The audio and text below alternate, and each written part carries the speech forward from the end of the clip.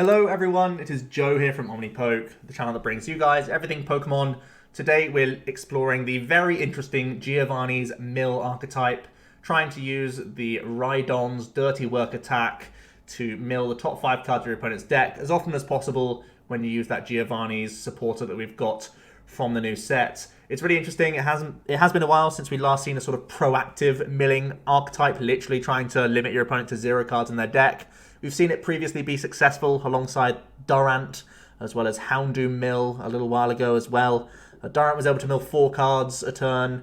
Houndoom was only able to mill 2 cards a turn, but also had things like Rocket's Handiwork to get a few more burst discards here and there, but also played a bunch of like healing cards to slow down the opponent. Most recently, we've seen stalling archetypes more than milling ones that try and out-resource the opponent with the likes of Lusamine looping, and they may well still be successful in this format, but Rhydon now provides a more proactive approach of literally taking the top cards out of your opponent's deck and slapping them into the discard pile, which is definitely interesting to see. The basic concept is using a Giovanni's Exile can remove 2 undamaged Pokemon from our board, but it means that Rhydon is then able to mill an additional 4 cards via its Dirty Work attack, which is insane.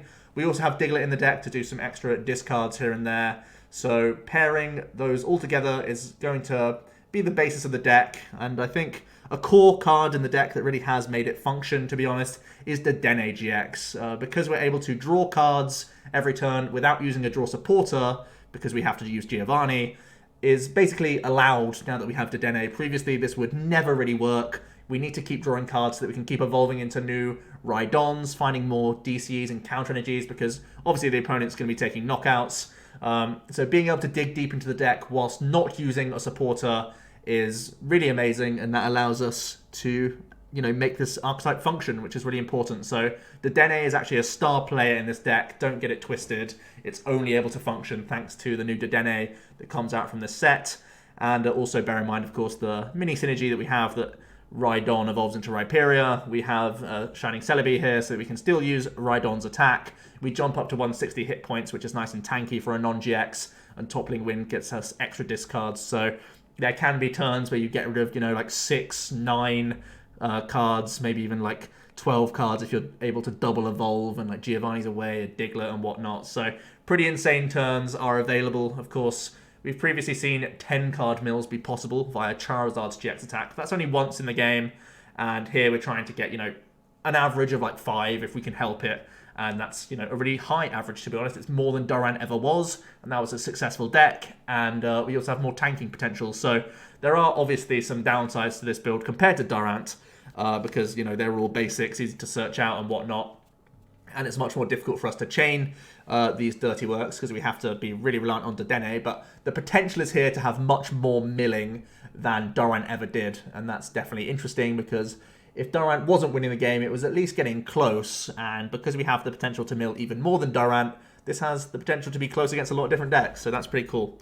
Let's jump into the Pokemon. I do have to stress that this is one of these decks that just does not look normal on paper, and you're going to have to take my word for it that I've put some time into the deck and tried to make it be as functional as possible. So let's start off with the Pokemon. We have a very thick line of the Rhyperior, 4 of the new Rhyhorn, which has 90 hit points, which is nice. 4 Rhydon, obviously he's the key player here. Dirty Work is that attack for 2 Colorless. Discards the top card of your opponent's deck. So even if we're not using a Giovanni, we're at least getting rid of 1 card. But if you have played a Giovanni, you get to discard an additional 4. That's what we're looking for, as many turns as possible. That's why we have the high count of Mewtwo and Dedenne, so that we can literally put a Giovanni back on top of the deck and Dedenne straight into them, which is really huge. That's the main combo that we're trying to recycle with this deck. 3 copies of Rhyperior, again, Toppling Wind being a huge option because, it's extra milling, a great ability for the deck, and gives us that extra hit points. Rock Wrecker is also something not to be ignored because, as you can see by the Pokemon, we are very, very reliant on basic abilities. So knocking out a Muck is going to be essential for this deck to actually function. So having the Rock Wrecker option available via a Counter Energy and DCE means that we can possibly Guzma up a Muck and knock it out. Obviously, if they're able to stretch it back, it's going to be an absolute headache for us. So we really don't like facing decks that do incorporate Muck in them, which is very awkward. And let's face it, this deck is going to be, more on the rogue scale of things than one of the top tier contenders, especially if Zoroark remains relevant. Using that Muck But at least we can knock out Muck with this Rhyperior, so don't sleep on the fact that we actually have to Rock Wrecker through Mucks in those sorts of matchups. One copy of Diglett is probably the biggest surprise that you're seeing here. Most people would say like you need 3 or 4, but don't fall into this trap. It's much more important for us to be recycling Dedenne every turn, because that's how we are able to use Giovanni's every turn. If you're just spending your Giovanni's on double Diglett, that's not helping you, draw more cards next turn and get into your next Giovanni's. Yes, it's getting you extra mills here and there. Yes, we still play 1 because we have Brooklet Hill to search him back out after we've stretched him away and stuff.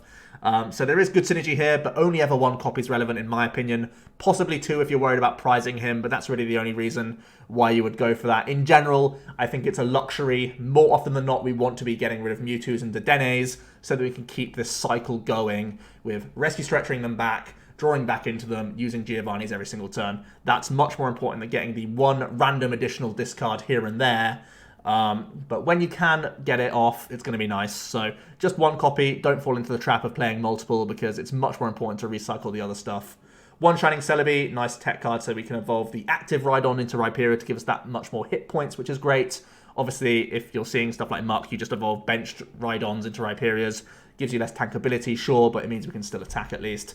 3 copies of Mewtwo, again, similar to Dedenne, it's really important in the deck, so that we can literally go bench Mewtwo, get a Giovanni's back on top of the deck to guarantee it. Then we use Dedenne, draw straight into that Giovanni. Perfect combination there. Also, we play 2 one-of supporters and 1 two-of supporter as our non-Giovanni supporters. So recycling those is also going to be clutch for us. So I like the high count of Mewtwo there.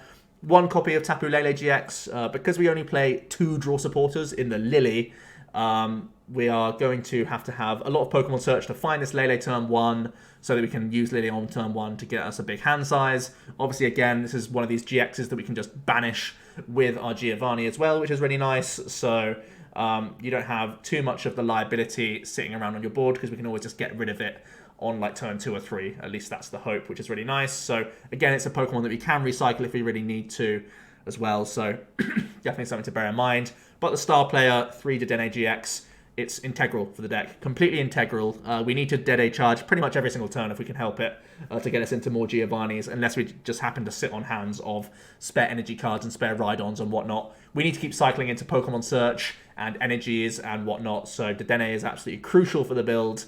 3 copies here because you want to see it early. It's not bad on turn 1 if you're like missing your Lillie or just wanting to get more Rhyhorns down or whatnot. So that's always fine. Again, it's one of these things that we'll try and Giovanni's, then recycle with Stretcher, then Giovanni's, then recycle with Stretcher. That's pretty much the whole idea about the deck. We're going to try and Dedenne charge a lot, cycle through our deck a lot, so that we can keep hitting into energy cards and more Rhydons and more Rhyperiors, because we're a stage 2 deck. We want to keep, not only building the active, making sure that we can dirty work every single turn, but also building the bench Rhyhorns up, building into those Rhyperiors for additional toppling wins. That's the whole concept behind this archetype. Onto the items, again, it's just one of these decks that does not look normal on paper. Take my word for it, there's been testing behind it, and all we need to do is find as many Pokemon as possible. You want to try and get like 3 Rhyhorn into play turn 1. You want to try and get into like 2 or 3 Rhydon on turn 2. You want to get into those toppling wins when you're able to. You want to keep finding Dedennes. You want to keep finding Mewtwo's. So 4 Stretcher, mandatory. Oftentimes you'll use the Shuffle 3 effect to get back knocked out Rhyhorns, Rhydons, as well as Dedennes that you've just Giovanni'd away. Obviously, we have Brooklet Hill as a 4 count, so you can instantly get back your Rhyhorn onto the board, or you can instantly get back your Diglett as well for extra discards, which is nice. Also, Brooklet Hill has to be a 4-of for certain, because as much as we hate Muck, we also hate seeing the unmanned power plants. That's obviously very scary for our Dedenne, such an important part of our deck, that having counter stadiums is really, really important. So 4 Brooklet Hill has amazing synergy, great on turn 1 for grabbing our basics, great throughout the game, to be honest, to maintain a chain of Rhyhorns and Rhydons, so that's really huge, but also great for bumping power plants, which we're very afraid of. And then we have all this ball search, 4 Great Ball, 4 Ultra Ball, 4 PokeNav is additional Pokemon search, but also search for special energy cards as well, which is also just as important, because we basically need to have an extra energy every single turn if our Rhydons are going down. And it has minus energy with Dedenne, because it can give us a bit of scouting into our top decks. And Pokecom, of course, great for getting into our early Lele for Lillie on turn 1. as well as finding the Dennes and all that other stuff. You know, we're playing a stage 2, so putting in our evolutions for basics in the early stages is always great, and then in the mid-game, getting rid of our basics and turning them into stage 1s and 2s is great. So it's one of those cards that you love to see throughout the game as well. So lots of Pokemon search. That's basically our entire win condition. Just try and chain that stage 2 line as much as possible is all we are focused on really here. Onto the supporters, again, it's one of these things where everything looks a little bit strange. One copy of Guzma, it's basically only in here so that we can either trap something very chunky or so that we can knock out Muck, because we hate Muck. Honestly, Muck is just horrible for this deck. Try and rock wrecker it if you can. Guzma is basically only in here for that. If you feel like trapping something with a Guzma will net you more time than using a Giovanni's on your turn, maybe it's worth the risk, but in general, so many other decks play their own Guzmas. It'll only be random situations where maybe you've already milled all their own Guzmas out the way or something like that, just with some early Giovanni's and they've had to play a Guzma early or something, and you scout their discard pile and they've run out, then you can try and trap something. Sure, that's great, but in general, it's in here for dealing with Muck because it's horrible for this deck. One copy of Acerola, again, it's one of those things where you have to weigh up whether it's better or worse than a Giovanni. The big upswing of an Acerola is obviously if you're doing it on a Rhyperior, you are essentially getting a 4-card mill, very similar to a Giovanni's, which is a 5-card mill, but you're also getting the added benefit of undoing damage done to your own Rhyperior. I feel like it's fine to just have a 1 copy because we have the 3 Mewtwo's to try and recycle it if we're against one of those matchups, like a Zoroark, for example, where they're just doing 120 a turn, and recycling that Rhyperior is going to give you immense value. So those are moments when the Acerola is definitely going to be powerful. 2 copies of Lillie, amazing turn 1. That's why it's in the deck. We have a lot of insta-playable Bull Search, obviously. Basically, the only things you hold on to are special energies and stretchers on turn 1. Everything else is basically insta-playable. So Lillie is going to get us into large hand sizes, which is excellent, and hopefully set our hand up for turn 2 to start getting into that Giovanni's loop. That is the plan. Obviously, you can also recycle this with Mewtwo if you happen upon a deadish hand and feel like it's more worth going for a Lillie play plus Dedenne than going for like a Dedenne and hope to get into Giovanni's in a lot of evolutions.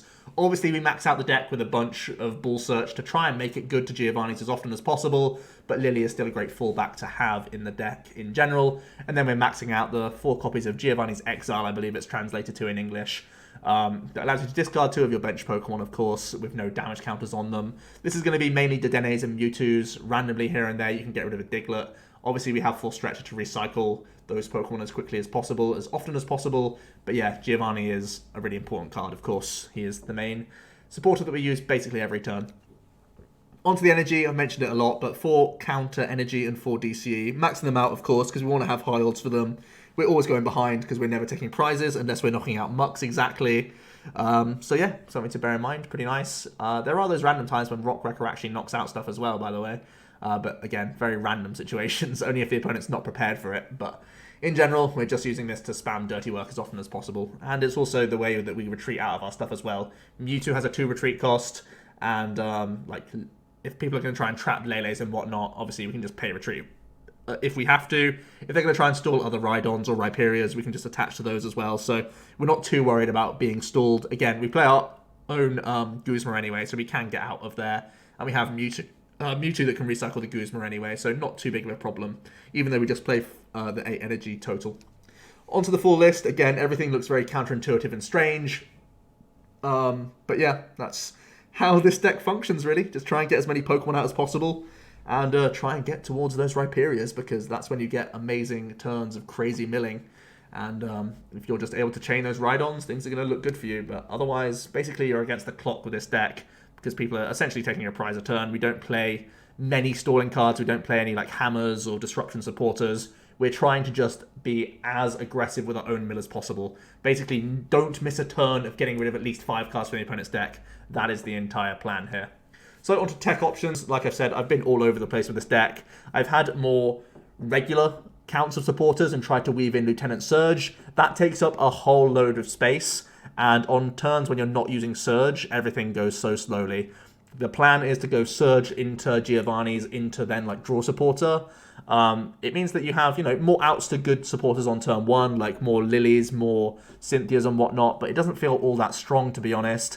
And Mewtwoing back a Lieutenant Surge just to like Dedenne into the Surge and hope to have other supporter cards feels weak as well. Feels a little bit too high a roller for my opinion, so I think he's actually not great for this archetype, surprisingly enough, because that's where I initially thought I would be going down, that sort of direction.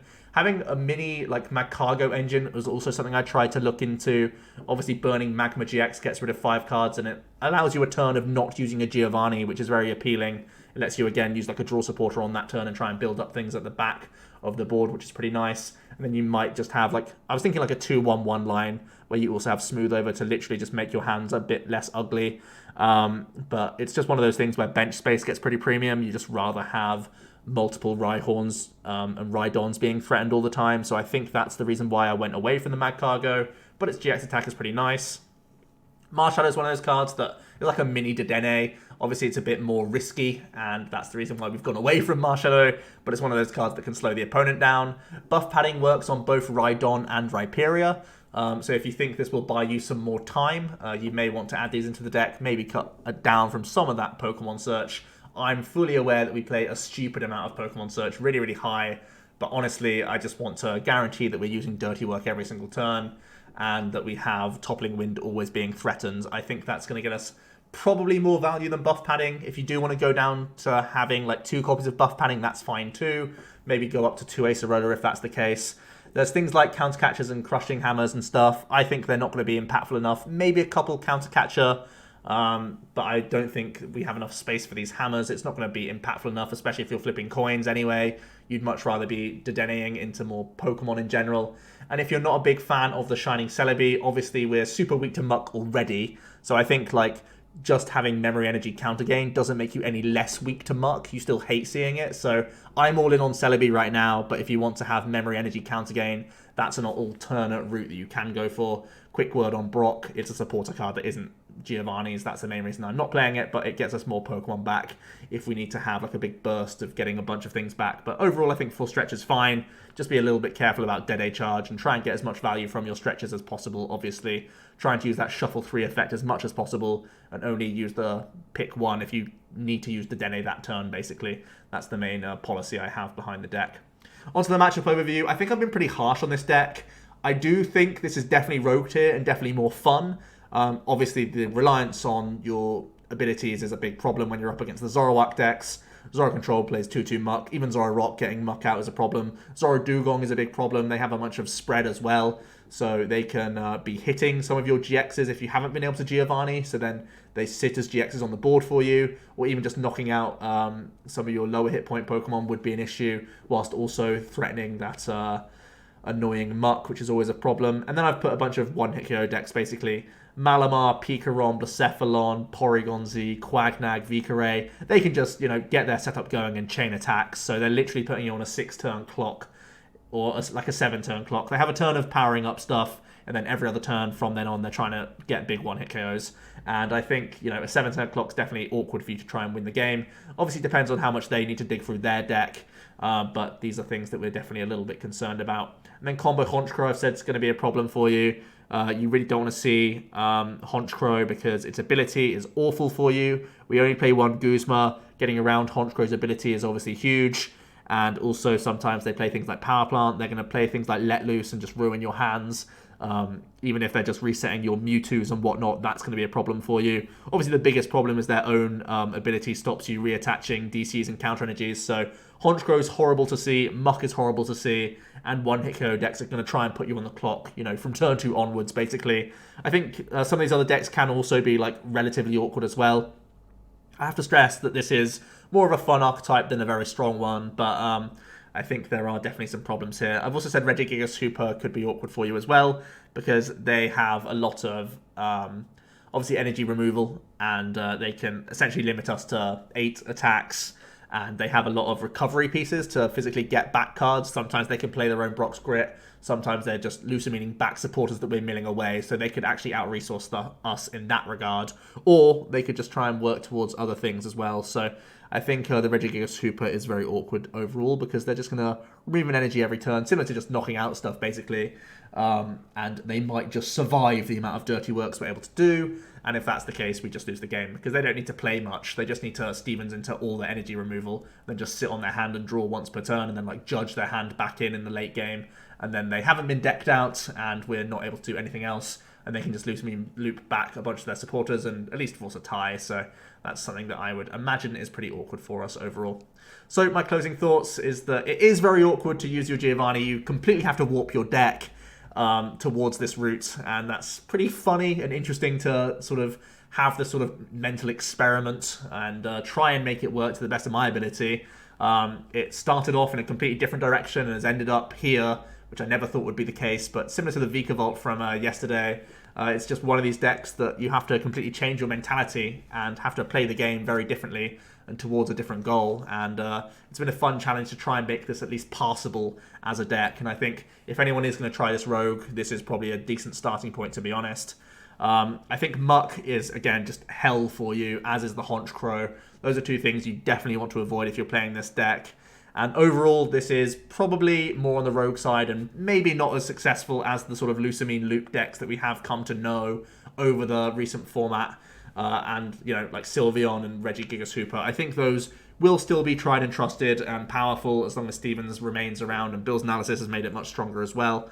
Lieutenant Surge also makes this, like, much better archetypes. So I would imagine this stays as a fun rogue, and those decks seem to be the more top-tier stalling variants. But do let me know what you thought about this deck. Have you thought about building it any different way? Let me know your thoughts down below. Definitely a fun one. I do think it edges on the side of rogue, obviously. I keep stressing that, but yeah, definitely a lot of fun as well, because sometimes you just hit cards from your opponent's deck and then they run out of resources. If you're just able to hit, you know, a bunch of their energy early or whatnot, it can be very awkward for them, and you can just deny their win condition, which is hilarious to see at times. So yeah, let me know what you guys think, and we'll be back with another Unbroken Bonds deck tomorrow. Cheers.